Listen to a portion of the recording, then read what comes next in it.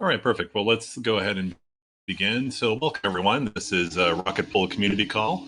For those that don't know me, I'm Ken, and I'm joined by Mav. Welcome, Mav. Again, sorry, just a bit of a delay there, And trying to turn all the audio knobs on the recording. Yeah, first community call after ETH Denver. Been a bit of time for everyone to recover, either physically or mentally, after what was a pretty big event. Not only ETH Denver itself, but all the side events, and of course the incredible liftoff event that you helped to organize. We got some great recordings out of that from all the speakers, and they're now available on YouTube. So if you couldn't make the event in person, all the interesting presentations around tokenomics, the GMC, the IMC, Houston, Saturn, and a whole lot of other great stuff that is available right now. yeah, thank you very much for loading them to the Rocket Pool YouTube channel. In fact, I was a little busy during the event. I actually didn't get a listen, or at least not fully focus on any of the presentations during the event. So it was actually a lot of fun to watch them and replay afterwards. I think I certainly picked up a lot the second time around, but I think other folks will as well too, especially on the first presentation, because we were able to clean up the slides. It was showing at a poor resolution in the room at the time, so it makes much more sense when you can see the whole slide deck. Yeah, good point. Well, Um, well, first off on our agenda here, I'd like to also introduce a special guest that we have joining us on today's call, Zero X Loth. Would you like to introduce yourself? Sure. Pleasure to be here tonight or this morning or whatever the time is where you are. I'm Zero X Loth. I'm leading growth for the Morpho protocols. Not sure if you heard about Morpho in the past, but we've built a series of different protocols. The first one, which have like roughly 2 billion of liquidity, and today are like called the optimizers. And they are built on top of Aave compound, and they improve on the spread you have on these protocols.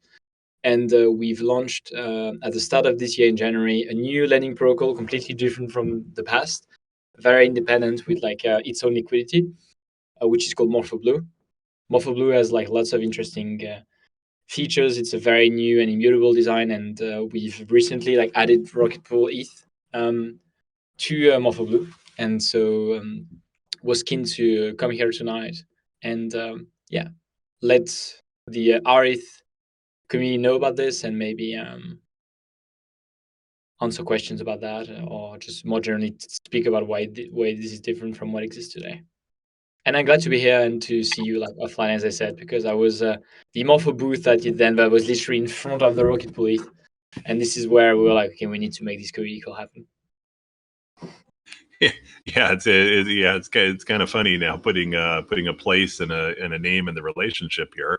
Well, one of the things I've learned over the years in the Rocket Pool community is that we actually don't have a lot of people that are very knowledgeable on DeFi, and so I wonder if you could just maybe take a moment and two and kind of explain what does. You mentioned the two products that Morpho does, but can you explain that in a little bit more detail in terms of how somebody that is wanting to use DeFi would use those products? And then I'll ask you after that a little bit about your integration with rETH. Sure thing. So Morpho Optimizer, the first protocol, is it's called an optimizer because it optimizes on the spread Aave and Compound have. So Aave and Compound are like lending protocol, fully decentralized and on-chain, which means you can borrow money via a smart contract. So you put a specific amount as collateral, and then you can borrow with this collateral another asset.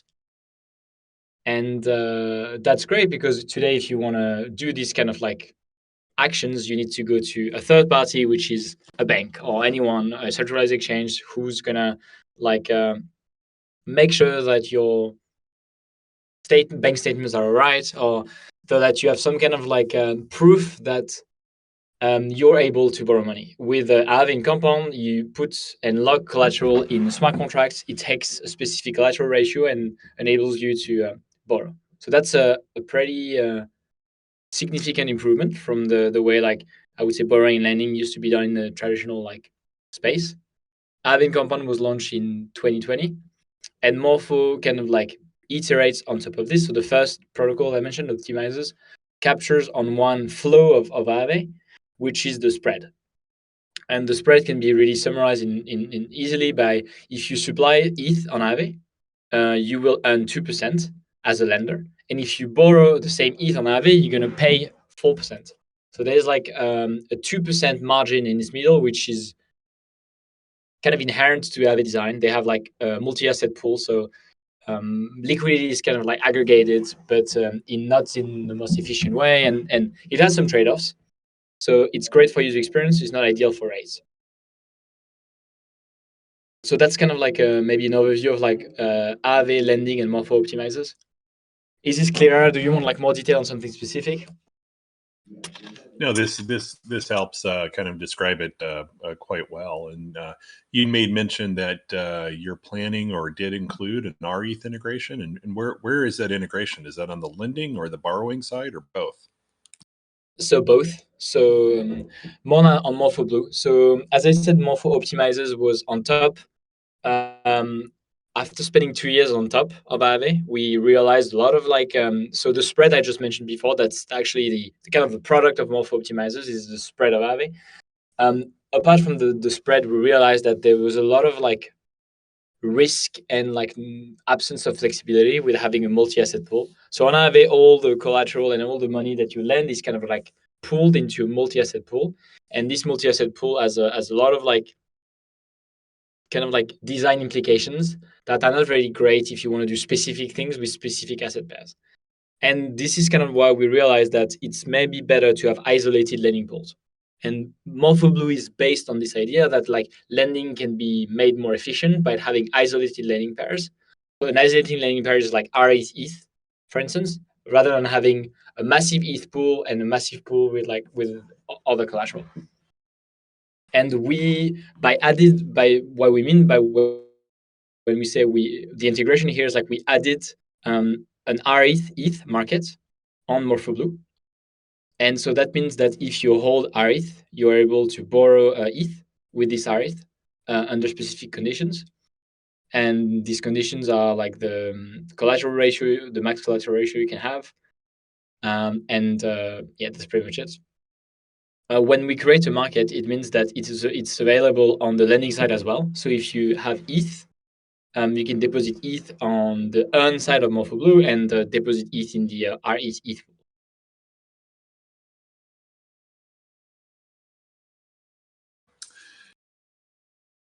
And can you talk a little bit about what are some of the risks if somebody uses Morpho? Is there risks of liquidations in these uncorrelated pairs? Is there additional smart contract risks? What are some of the items that individuals should do research on prior to using Morpho? Yeah, so great point. I mean, you mentioned uncorrelated risks. So here, because the pool is like rETH ETH, the correlation between these two assets is kind of like very high. High to the point that like some people are ready to borrow almost at like 100%. So meaning they think the ratio would be a 1-to-1, but still it's not the case on Morpho Blue. It's like 94%. But the risk you have is actually minimal. So in terms of like how do you quantify risk, it's always hard. But some proxy or something that's kind of like interesting is the surface attack for smart contracts. And the Morpho Blue smart contract is 600 lines of code. So I'm not sure if that means anything to you, but like Aave, for instance, is like 7,000 lines of code as a lending protocol. A Morpho Blue is 600. Also because the market I just mentioned is isolated. If you have isolated liquidity, you have isolated risk. So if you're borrowing ETH with rETH, you're just only exposed to this market. And this market is, as I said, 600 lines of code, an oracle, and the price of rETH compared to ETH not moving like too much. So the risk, these are the risk. So it's a price risk in some sense. When you borrow against an asset, the risk you have is a liquidation risk.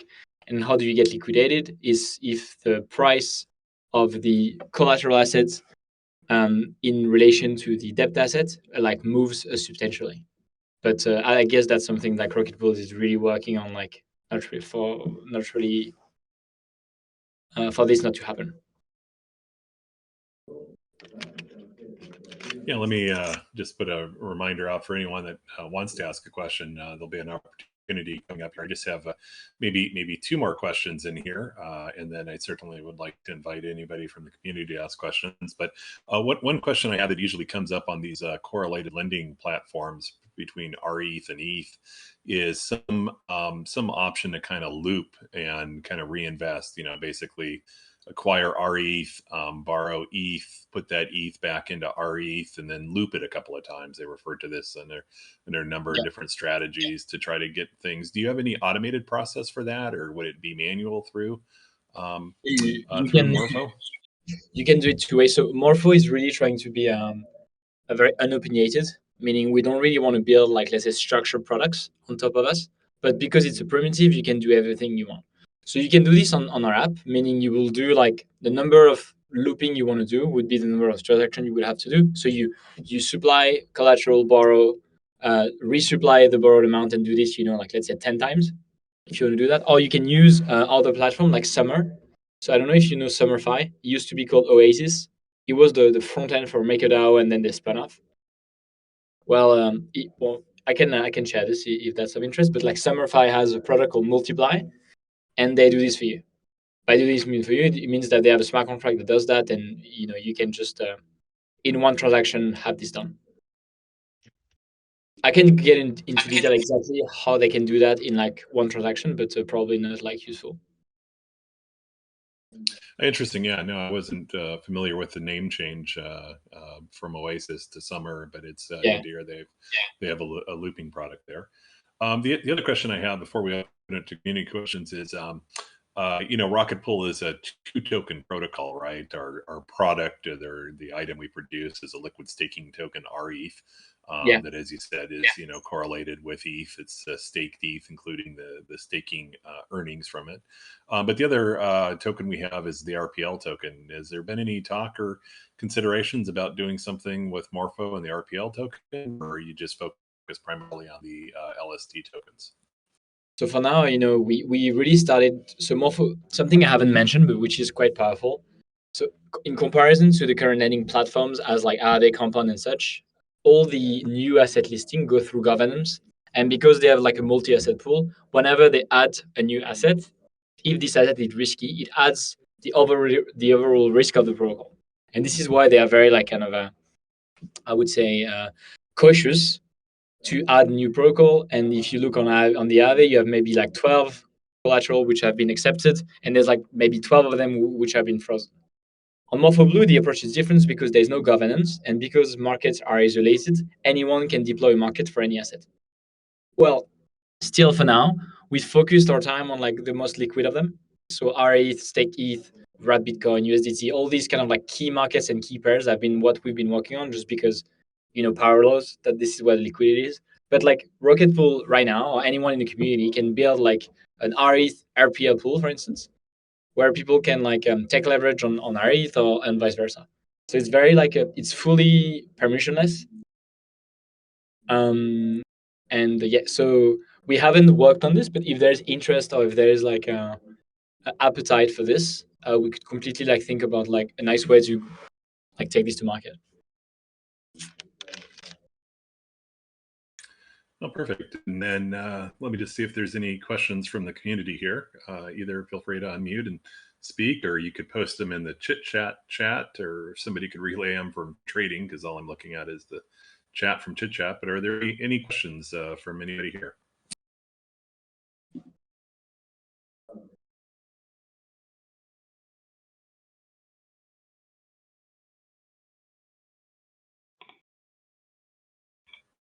I don't think I see anybody. If you guys are in the channel and not familiar with the channel, it is a push to talk channel, so you have to find your push to talk key in Discord and press it to be able to speak.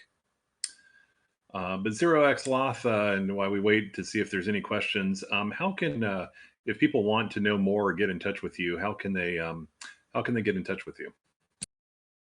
So my Telegram is like 0x Loth. I can share the details of my contact on the channel after that. But yeah, I'm happy to like answer any questions if people want to understand how to onboard. I'm happy to if they want like just brainstorm on like what can be done with RPL. Also happy to do that. Other than Yeah, that, yeah, I'm not sure I have to. But yeah, like Discord, sorry, like Telegram, Twitter, best way to reach out to me. But and I'm always happy to chat. Oh, perfect. And then that did raise one thought in my mind is that Rocket Pool does have something called the Incentive Management Committee, which helps provide incentives to create liquidity depth or DeFi integrations with the rETH product. And so it might be good if you haven't already to kind of outreach to them or members I of the did, IMC. I did And then, a while ago. Yeah, I oh, think. good, good.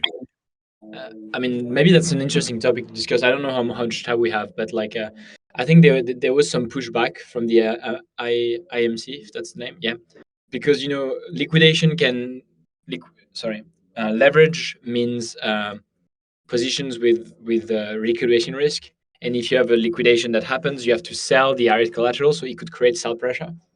But on the flip side, it increases the like overall supply of rETH, because if I have, let's say, one rETH and I loop this 10x, at the end, my position is like 10 rETH, so it improves like the overall liquidity of rETH. So there's this trade-off or this kind of a balance between selling pressure and like increasing the supply.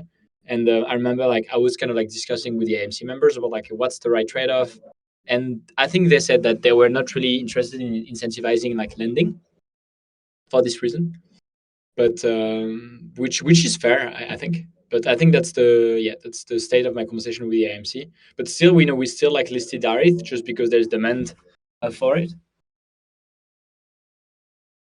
Yeah, it's an interesting catch-22 that Rocket pulls in, where the demand for the rETH token is far outstrips our ability to be able to produce it by having enough node operators to effectively and actively stake that ETH that they deposit. So we're in kind of a little bit of a catch-22 until we get a few upgrades coming here that allow us to use low, ultra low ETH bonded mini pools or mega pool validators to do it. So it's kind of a kind of a cart in the horse or catch-22 challenge for us here.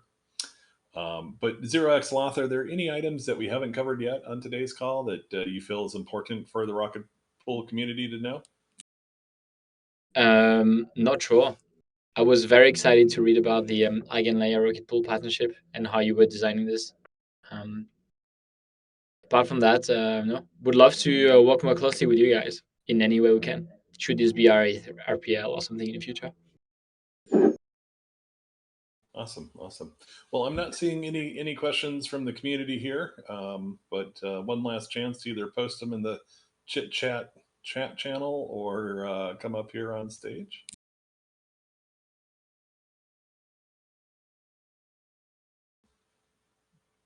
But not seeing any for it. Well, thank you very much, 0x Loth, for coming on and reaching out to us post ETH Denver to share a little bit about Morpho and what this integration is. We do get a lot of individuals that always listen to the community calls once they're replayed up on YouTube. So do expect to hear from some members of the community that I'm sure will have questions. Sweet. I will share my contact details in the channel, and I will leave you to. I'll probably stay here a bit to listen to the updates. But thanks for having me. It was a pleasure. Yeah, the pleasure was all ours. Thank you very much.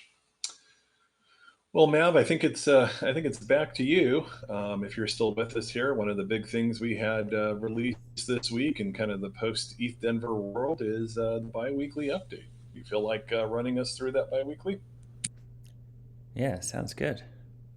In terms of the wider Ethereum world outside of Rocket Pool, one of the big updates we've had post-Ember is blobs, and I'm sure everyone on this call is well aware of how the upgrade was successful, and they will probably, hopefully, have their nodes up to date with the latest version of Smart Node, and that is the first item in the bi-weekly update, of course. So the latest version being 1.11.9, and that is highly recommended to update to if you haven't already. I'm sure you were all good to go, Ken, for the upgrade. Yeah. I got up just in the nick of time. Unfortunately, my phone, I decided to update the iOS, and I've learned that if you tell it to update the iOS overnight, your alarm doesn't go off the next morning. So note to self.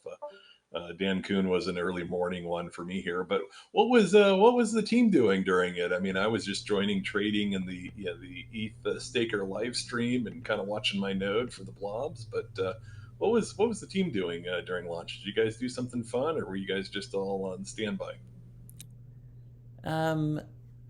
Nothing in particular from the team. Langers did represent Rocket Pool on the Nethermind launch party. So there was it was a live stream hosted by Nethermind that had a pretty good representation from across the staking ecosystem, and Langers got the opportunity to chat a little bit about what the upgrade means for Rocket Pool. And other than that, just being mostly on standby. Unfortunate timing. I think in Australia it ended up being something like 1 a.m. Not the worst, but not great. I think I remember seeing some chatter in trading, maybe just like these community calls. The upgrade was in a Europe-friendly time zone for a while, and of course there was at least one photo of a London meetup, including Ramana and Vitalik, which is interesting to see. Yeah, I saw that photo. I was certainly jealous. So he went to the right party for that one. Maybe tell us a little bit about some of the R&D and I guess the big announcement you guys shared at ETH Denver. Yeah, for sure. The main point for R&D, obviously, right now is the imminent Houston upgrade, making sure everything's sorted for that. I was having a look around in our audit channels recently, and there is still like a bit of a tail end trickle of back and forth finalizing everything there.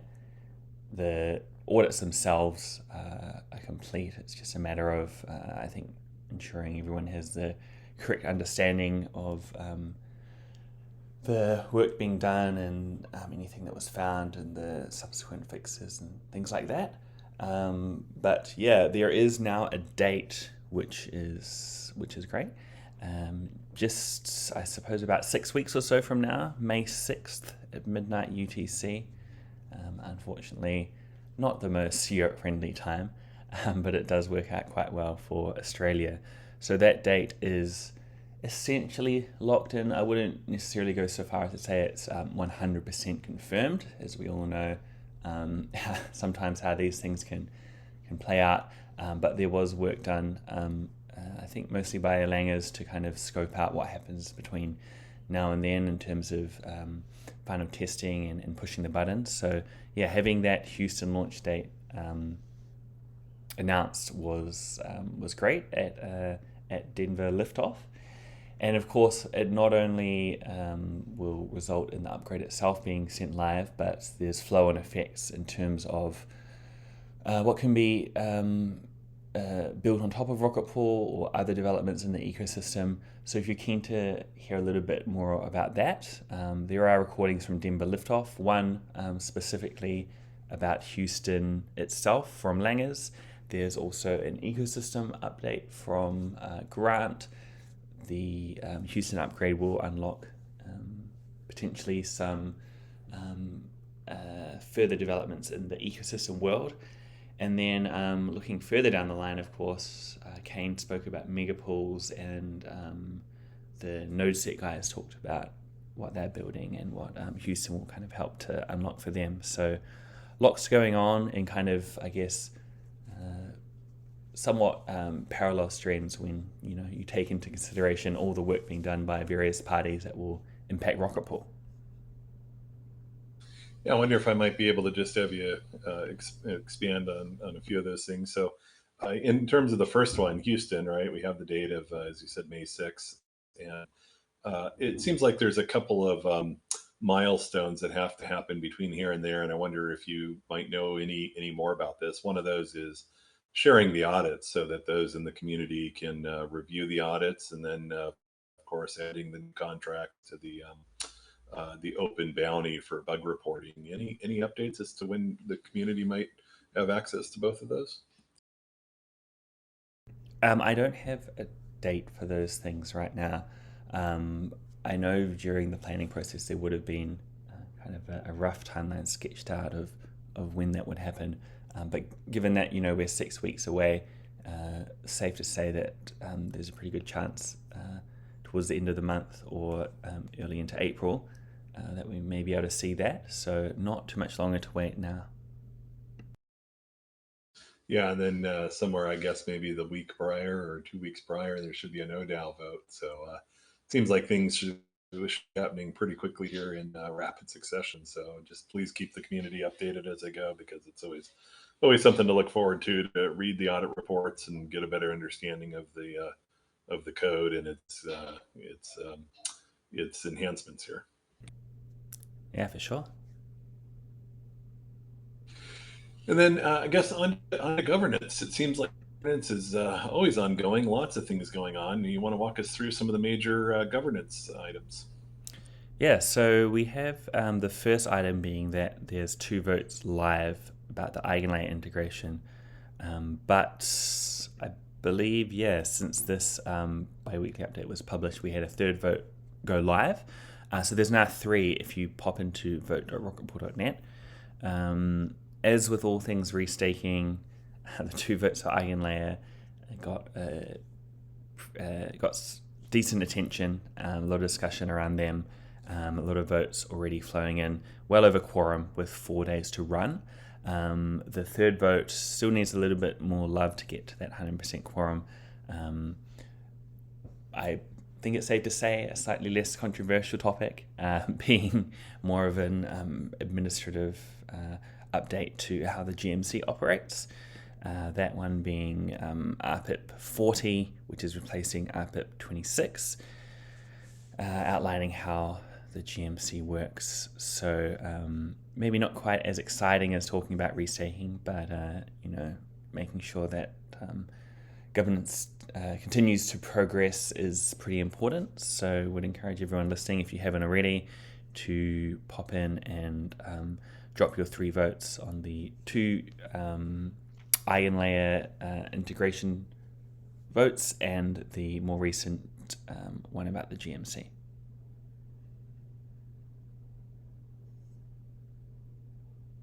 Yeah, it has been very interesting, the amount of discussion that eigenlayer, or perhaps the whole principle of a restaking integration, has added to Rocket Pool. But it's I did feel that there was a lot of very good conversations and good discussion about the complexities and the interoperability of the protocols.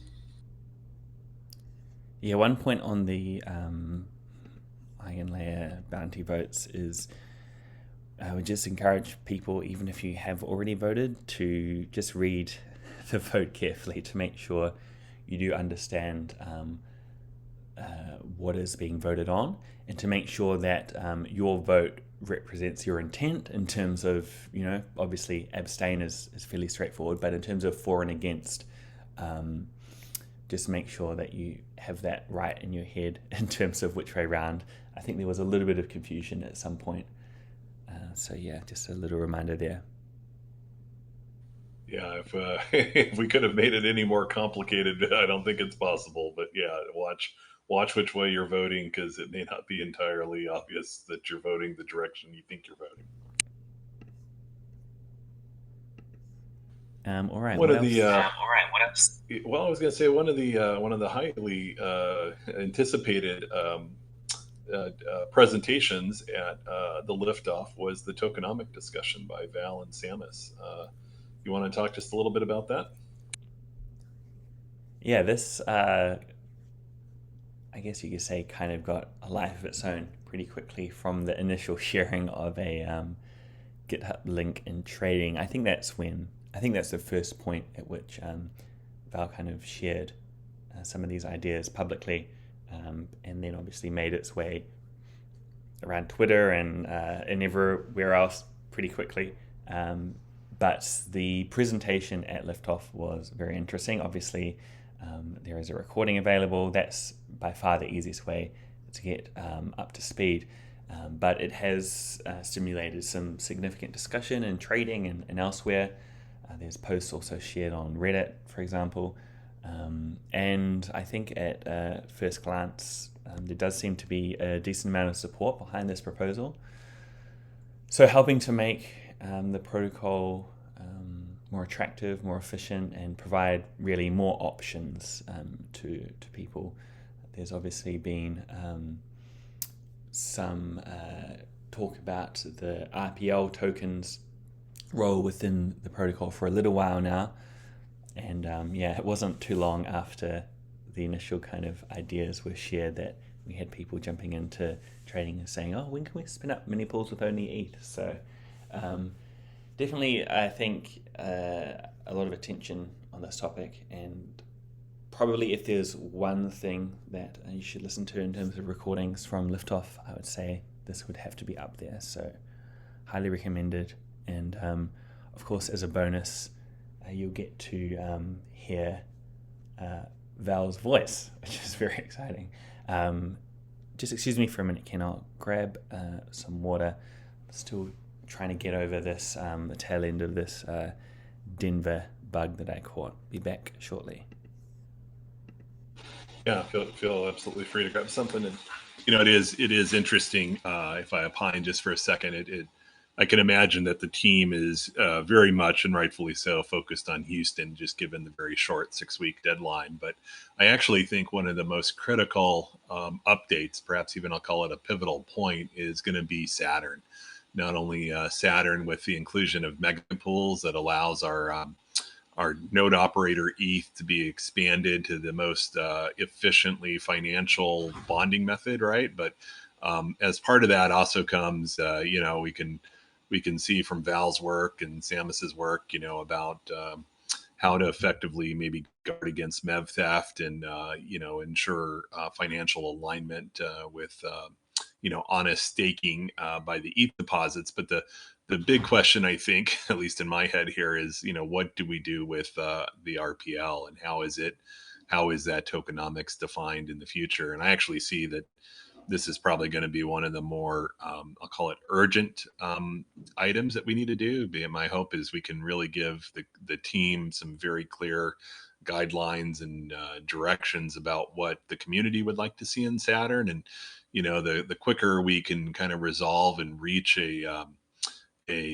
vision for RPL integration and what its role and purpose and bonding level is, the better. So this is one of the things I'm certainly would like to encourage the community to really start be thinking about more than it has, because I do feel that the formation, the sprint zero time for envisioning what is in Saturn really needs to be happening now. So that way, right after Houston launches, literally we'll celebrate for 5 minutes, and then we've got to start talking about Saturn and asking the question, when Saturn? Yeah, good point. The sooner a lot of this discussion takes place, the better. I think we've learned in the past that some people tend to jump in and share their opinions as we have a vote going live, but obviously the best time to get involved is much earlier in the piece. So yeah, Saturn is definitely going to be a significant milestone for Rocket Pool for sure. Yeah, and I can't say I'm tracking it. I'm tracking it, but not tracking it closely enough to know that if it's reached some kind of clarity point in terms of what is the bonding for RPL in a mega pool world that's up. But there's a couple of other items in governance, right? The GMC has round 11 open now, and it's always kind of hard for me to keep track of the rounds. There's always one that's open and requesting submittals, and then there's one that the GMC is actively reviewing and deciding and debating. And I think we're reviewing round 8, but round 11's open, if I have that correct.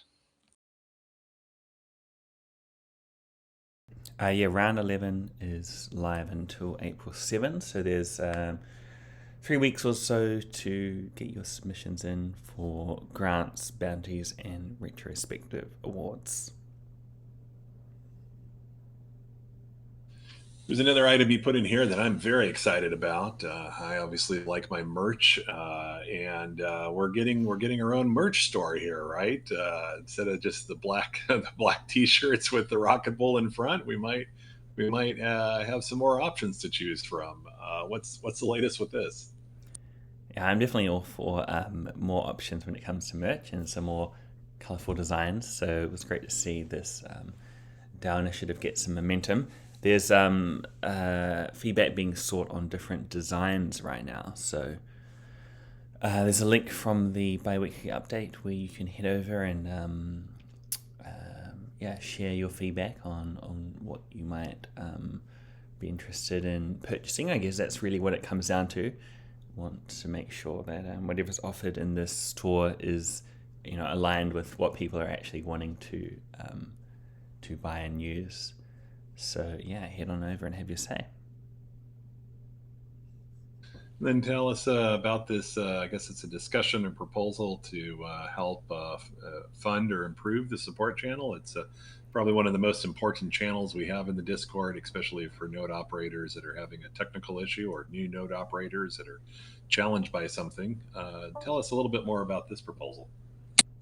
Yeah, definitely one of the most important channels for the protocol overall, right? Not even just limiting to making sure everyone can keep their get their nodes launched and keep them online, but the great work that is going on in the support channel is pretty critical to Rocket Pool. So there were a few comments about how that should be funded, whether retrospective awards are sufficient.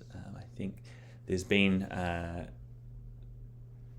of off and on for a little while now a little bit of interest in terms of setting payments for various protocol related tasks up front, or whether hourly rate should be considered and things like that. Not necessarily an easy problem to solve, but certainly if you have an opinion one way or another, there's a link there where you can go and share your views. And then the last item we have in governance is the latest GMC Treasury report, which is available, which takes us to integrations.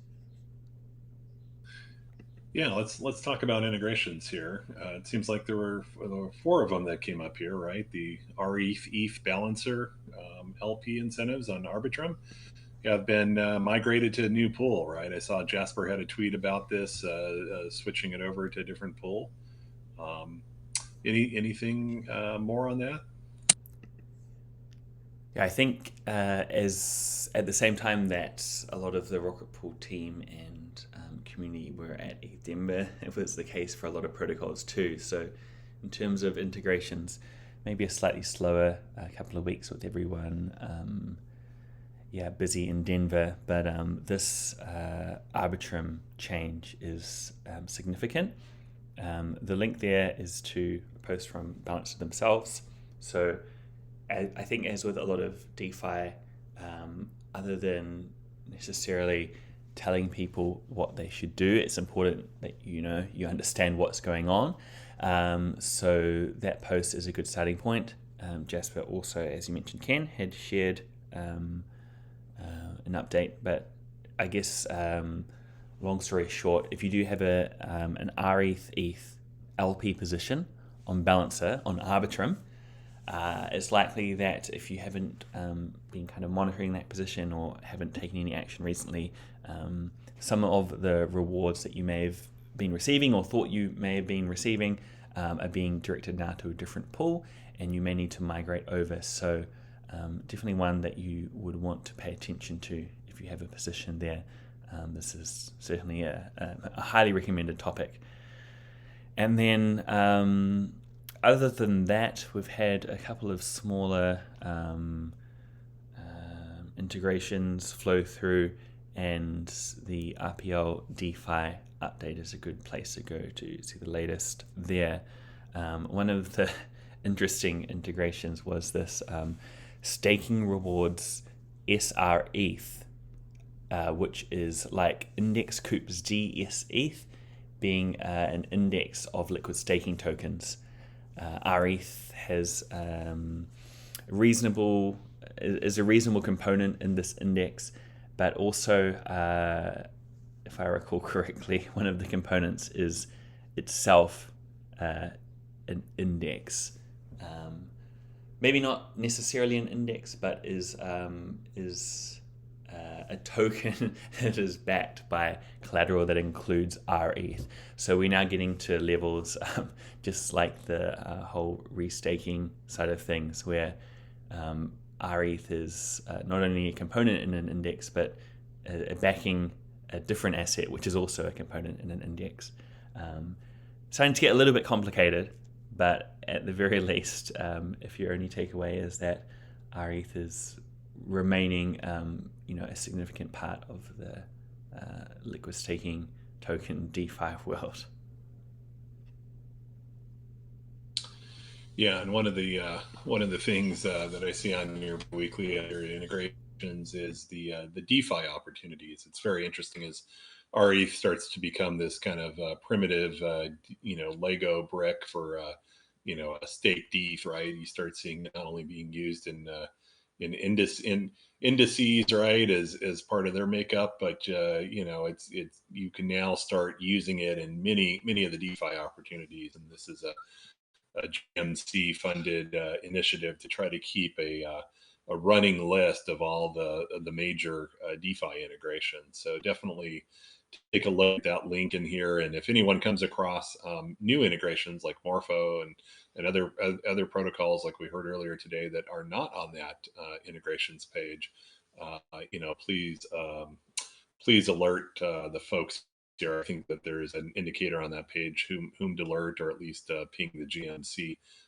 so that way we can get it added into that DeFi opportunities page. One other item before we leave integrations, just because I do see staking rewards. That group, that organization also does an in real life conference that they're planning ahead of DevCon this year in Bangkok, Thailand, and they have been running a promo for solo stakers, but they also have an early bird rate that I think is only $99, which for the 2 days of content, and I think is well worth it.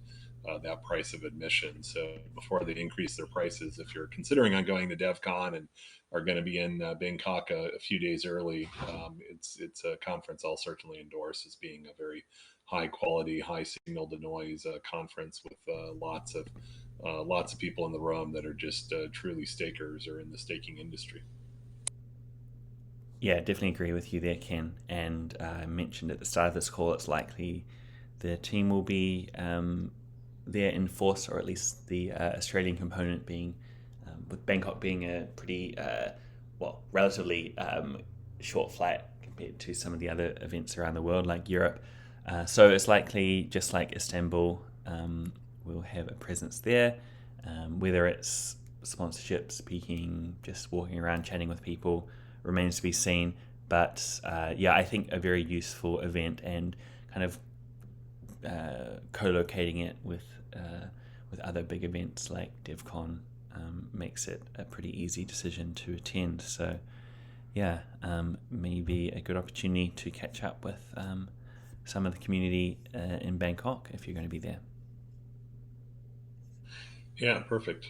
Okay, and then on to maybe your favorite topic here, the media and marketing. I know the community is always asking when marketing and so forth, but maybe walk us through some of the highlights here and kind of expound upon any of those that you want to go more detail in.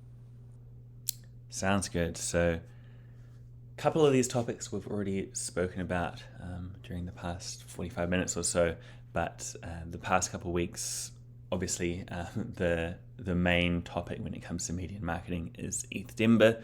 So there was a pretty good presence there, both from the team and community members as well, helping out in the booth, helping to answer questions, helping to give away t-shirts.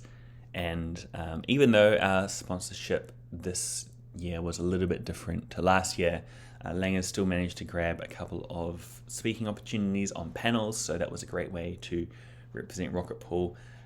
Also, there were various other protocols kind of roaming around, taking interviews, including, I think I had a couple, Langers may have had one or two, and they're slowly starting to get published to some of these protocols who are supporting rETH is usually the more common one. Beefy, for example, we had a great chat with them, and it's likely that Langers will be having a further in-depth discussion on one of their podcasts in the near future. And then as you may or may not know with ETH Denver, some of the more lighthearted moments that can take place, whether it's buffercorn outfits or something else. There's an example there of interaction with an interesting character from one of the, I think, an NFT project. But yeah, there was a lot going on in ETH Denver, that's for sure. A lot of opportunities to get kind of the Rocket Pool name out there even more. And I think it was overall another worthwhile event for Rocket Pool. Liftoff, of course, was arguably as important at the very least, and big congrats to you, Ken, for arranging such a great event. Definitely not easy, and we had a lot of really good content come out of that, as we've talked about earlier, and all of those recordings are up on YouTube. You can pick and choose to which topics interest you. Maybe you want to recap, or maybe you couldn't quite make the early morning start and miss one or two of the talks. It's all there available on YouTube.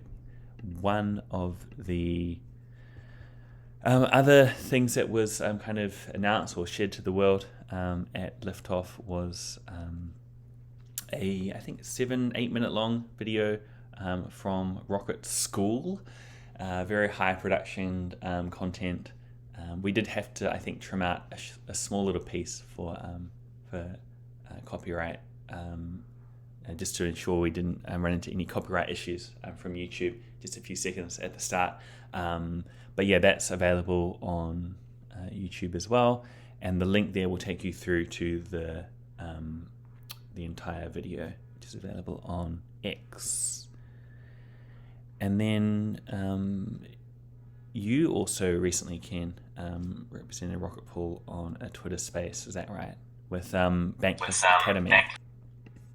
Yeah, this was a really great thing that they did. They've been doing a number of kind of learning quests. I got to say that one of the things I learned from ETH Denver is we're getting much better about producing educational content to help individuals that are new to the space or perhaps in the space but haven't fully explored all the aspects of it. One of those I learned at ETH Denver was a thing called University of Ethereum, UETH. That's sponsored by the EF, and I've been really enjoying some of their learning content. But the other one was the Bankless DAO. The Bankless Academy is part of the Bankless DAO, and they've now got a module on using Rocket Pool and rETH in there, and it was excellent. I provided a little bit of feedback to them, and they have a nice link that if you come across any of their questions and it's not quite right or it's a little unclear, you can provide feedback to them. But I thought a fun and engaging way to kind of earn a little little course credit by actually going through it. And I got to be joined by Superfizz, which for me was pretty exciting. For those that don't know, it was really his outreach and welcomeness that kind of got me into Ethereum staking and eventually pointed me over here to Rocket Pool. So it was kind of nice to be on a call with him, kind of paying it forward to others. Yeah, good stuff.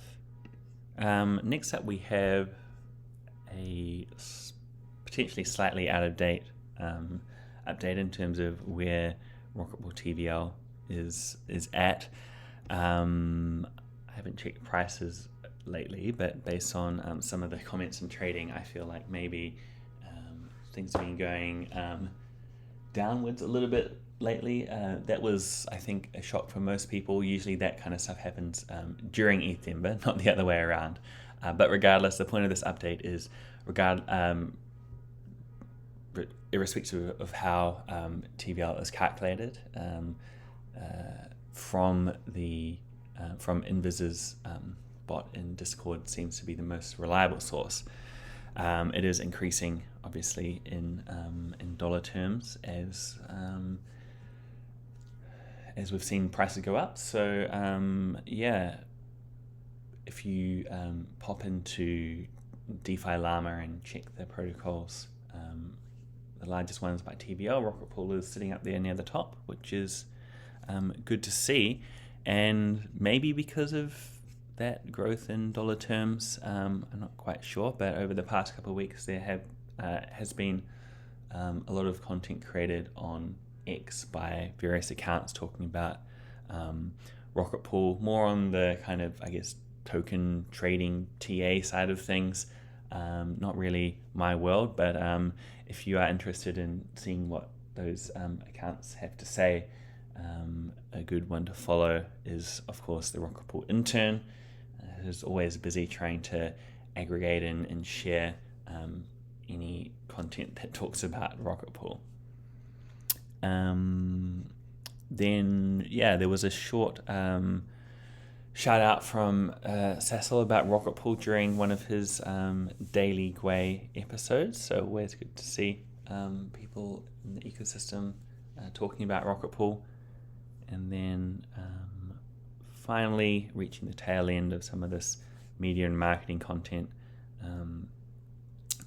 Restaking is continuing to be a hot topic, and Inception LRT, which is one of these liquid restaking protocols, created some content recently talking about Rocket Pool. And we also had a couple of listings for RPL continuing to flow in.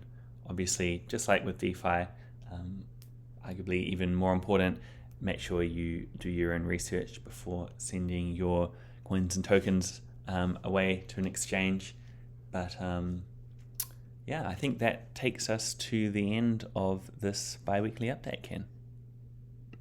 Yeah, it does, and almost on time here. Well, before we close kind of the official call, are there any things that we didn't cover yet that you feel that we could share with the community? Is there any bread here? Not sure about bread, but something important that I didn't mention before. I see we have Woe here in the audience as well. There's another event which is kind of parallel to DevCon, being HODLCon in Phuket, Thailand. Free shout out there. I'm pretty keen to attend if I can. Spend a little bit of time in Thailand, mostly for scuba diving, back when I used to live in Singapore. So that would be a great opportunity to kind of tack on a few extra days and hang out and catch up with some community members in a pretty great location. Just as I'm saying that, to clarify, I'm not sure if the exact location has been picked, but there are heaps of great destinations in Thailand to choose from, and regardless, I think it will be pretty great. So may, all going well, see some of you guys there as well. Oh, there is one. I see one over here.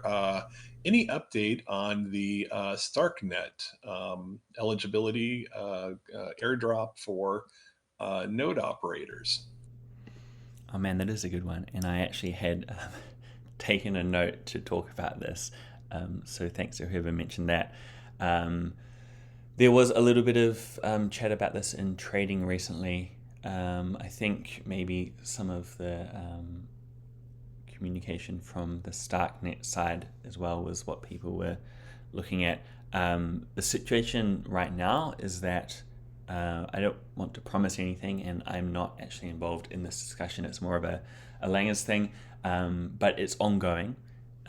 There's likely to be a solution, but it's not necessarily straightforward between here and there. There's a few little things that need to be ironed out.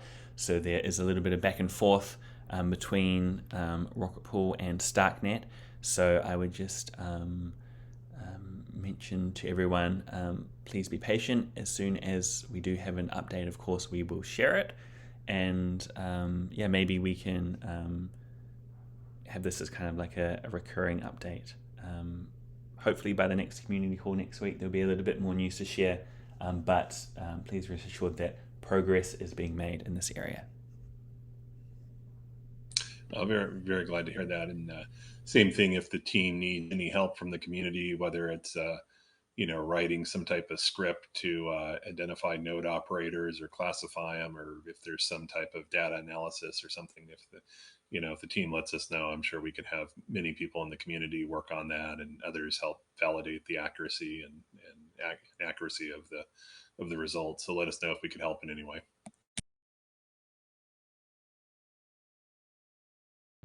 Absolutely, will do.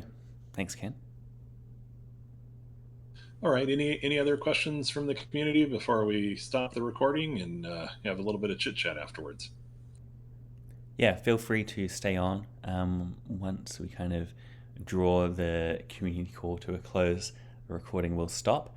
So everything that happens after that, I did not hear. We do have a few community calls being lined up for the subsequent weeks, including Inception LRT is one of the groups we've been talking to for a little while.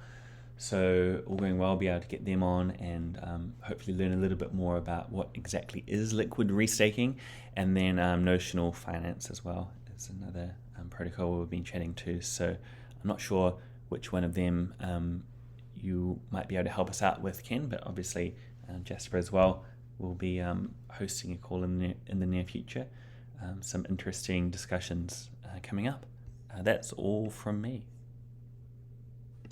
All right. Well, thank you, Mav. It's been another fun hour here with everybody in the community, and I look forward to talking with you and others at the next call. Sounds good.